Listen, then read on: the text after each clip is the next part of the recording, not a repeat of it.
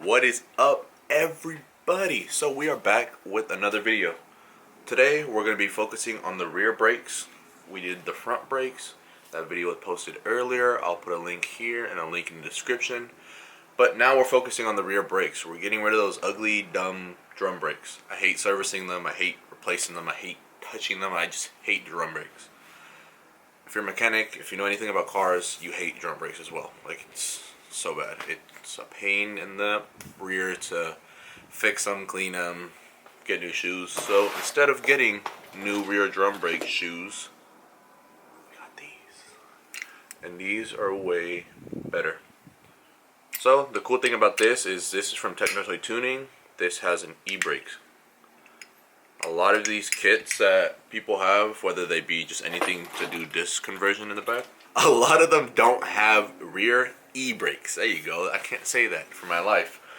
But yeah, that was the issue. I had the Mustang GT500s in the rear, but I couldn't run the e-brakes. That was my problem. That's why a lot of people were commenting on what happened to those. I can't run them. My axle adapters, there's like a disc. So let's say this is a hub. This is where it stubs out. So I put the inner axle stub hub, and then it has an adapter, and my e-brake would just hit that. I could bend it and twist it in a bunch of ways, but I already sold that kit. That kit's gone. I got a good opportunity to order these, to get these. They're used, I guess you could say. Somebody mounted them on their car. He said he changed his wheels, and his wheels didn't fit these. So he got a new brake kit all around and passed the deal on to me. Which I'm happy for, because now I have the front and rears. I have everything all around. But as of now, we're going to get into this. I'm going to show you guys how to install that e-brake cable. I'm going to show you guys how to install that caliper, rotor. Super simple. So one thing I noticed that was a big trend on YouTube with these brakes is people cut off the entire rear disc brake. People cut off the entire rear brake, like completely down the middle. I like to save stuff because, like I said, there's other cars that we build here. And you never know, down in the future I might have a car that has no rear brakes and I need something to get it rolling. So I like to keep stuff from other cars. So I'm going to show you guys how to keep the old parts and not have to chop anything off. Alright, so first things first, you're going to get your rear caliper. You're going to put all of the bleeders on. 1, 2, 3, 4. All this stuff was kind of together from the other guy. So I'm just going to kind of go over it, make sure everything's placed rightly and torque to spec. But you can hold off on putting the brake pads. I just have them already in, so why am I going to take them off? And you're going to start with the rear fitting. So I'm just going to want to get that screwed in.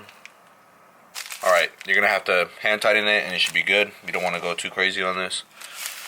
But yeah, I say go start with this first because it just makes it easier. You're going to put everything on and then you just kind of adjust this to where you need it to be.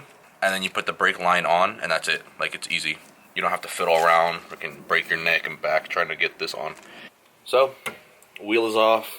You want to take off the e-brake or else you'll never get this off. Mine is loose because I've taken this off like a billion times, but want to use a mallet or rubber mallet, hit the sides, then it should just wiggle off. Now you're going to take off the drums. You're going to start with the springs. Start with the springs. Don't do like I did last time where you started here. Take off the springs to take off the pressure of the shoes, and then you're going to pull off the sides here. Now that you got the shoes off, you're going to want to take these bolts off here. This is going to loosen it. This won't take it off because you have to take off this center hub. So to take off this hub, you're going to pop off the axle. The axle has 4 bolts in the back. I have CV axles. Mine might be a little different than your original ones. But you're going to take off the 4 bolts. You're going to move the axle to the side. There's going to be 1 bolt that's holding the center on the back side. That's where the axles are covering. You're going to take that bolt off. Maybe not all the way. Leave it to the edge. Hit it with the mallet so then this comes loose. Take the bolt off. You're going to pull this off, and then now you can pull all this off. There's a brake line right here that you want to loosen. You'll see it. It's right on top. You're going to loosen that brake line, the hard line. Then this bottom piece here should break loose off of that line, and then you can just take everything off. I recommend having a bucket underneath. I have one here underneath just to catch all that brake fluid. Alright, so now that that is off, let me show you guys. This is it here. This is the flange that goes behind it. This is the nut I was talking about. I recommend replacing these nuts. I recommend replacing this nut here because usually they're going to be smacked in so they stay in place. So this is something you're not going to have a fun time with, by the way. Now, of course, you don't need a big ass impact for this, but it's handy. I have it right next to me. I don't want to take off all these bolts. Now the part that you need to take off is going to be this bottom. There's going to be, let's see where it's at. Two things actually. Your original e-brake right here. It should be just a cotter pin and it slides right off. And for the second thing, since we're going to be taking this all off anyways, I'm going to take off the hard line from up here. So now that that is off, you are left with this.